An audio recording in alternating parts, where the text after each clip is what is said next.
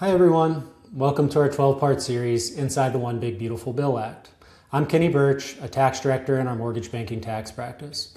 And throughout this series, we're breaking down the most important tax changes under OB3 and what they mean for you. These updates can have a real impact on planning, compliance, and your bottom line.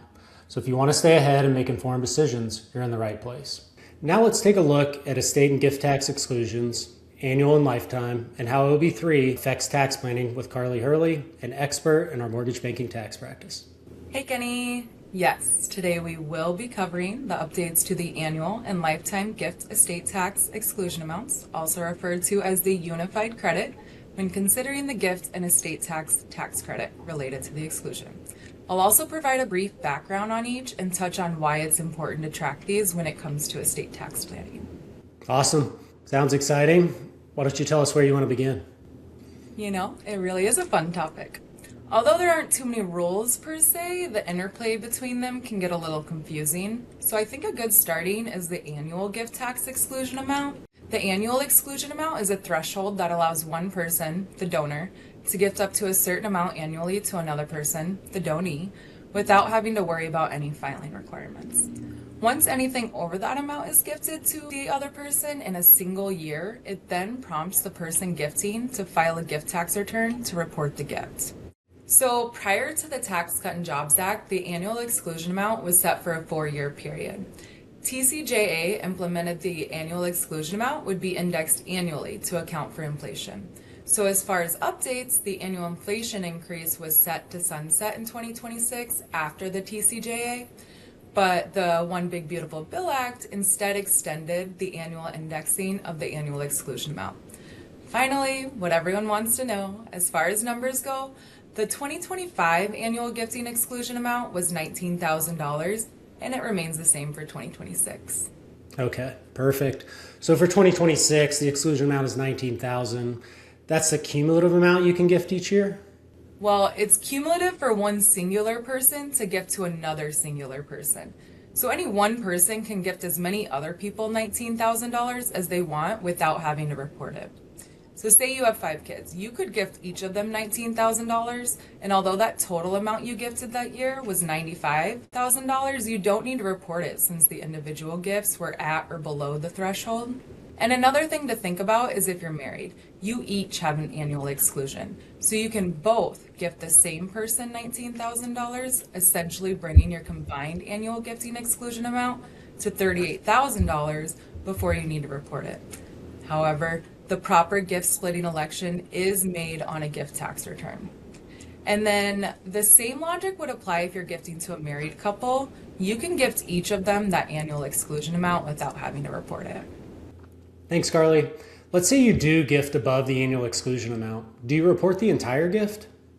No, you actually only need to report the amount that's over the exclusion amount. For simplicity purposes, say you gifted one person $20,000. With the annual exclusion in 2025 being $19,000, you'd only report the $1,000. When you report the $1,000, you then get a credit for taxes that would be owed on that amount, so long as you're below the lifetime exclusion amount. So again, the first $19,000 wouldn't be reported or quote-unquote taxed or reduce your lifetime exclusion amount. Okay, so you did mention that lifetime exclusion amount. Can you elaborate more on what that entails? Absolutely. The lifetime exclusion refers to the amount you can gift cumulatively over your lifetime, including those assets you hold and transfer at the time of death. It's essential from a planning perspective to file your gift tax returns annually, when applicable, so you can ensure any assets you hold at the date of death will be transferred or gifted to others without having to pay estate taxes because they were cumulatively below your remaining lifetime exemption amount.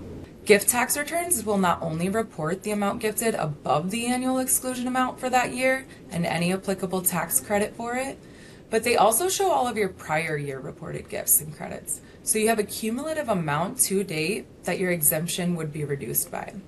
A noteworthy area for surviving spouse is that this amount can be increased if the portability provisions were elected on the death of the last spouse. Again, for the reason we're here, to inform you on the updates of the One Big Beautiful Bill Act. The TCJA significantly increased the lifetime exemption amount. In 2025, it's $13.99 million. However, it's set to reduce back down to $5 million in 2026 when the bill sunsets. The One Big Beautiful Bill Act permanently increased the lifetime exclusion to $15 million in 2026. Similarly, the Tax Cut and Jobs Act indexed the lifetime gifting exclusion amount annually for inflation. The One Big Beautiful Bill, again, extends the Tax Cut and Jobs Act rules, but instead of having a set period for these rules, it'll be indefinite, or at least until a future tax bill that could change it. So the lifetime exclusion amount will continue to be indexed annually beginning in 2027. Really, to summarize both the annual and lifetime gifting exclusions, what we're seeing here are not really new rules per se, but simply an extension of the rules that were implemented with the TCJA. Thanks, Karly. That was a lot of great information, and we really appreciate you walking us through estate and gift tax changes. Don't miss the other videos in our series, as they provide a lot of great information related to OB3 updates. Thanks again for tuning in.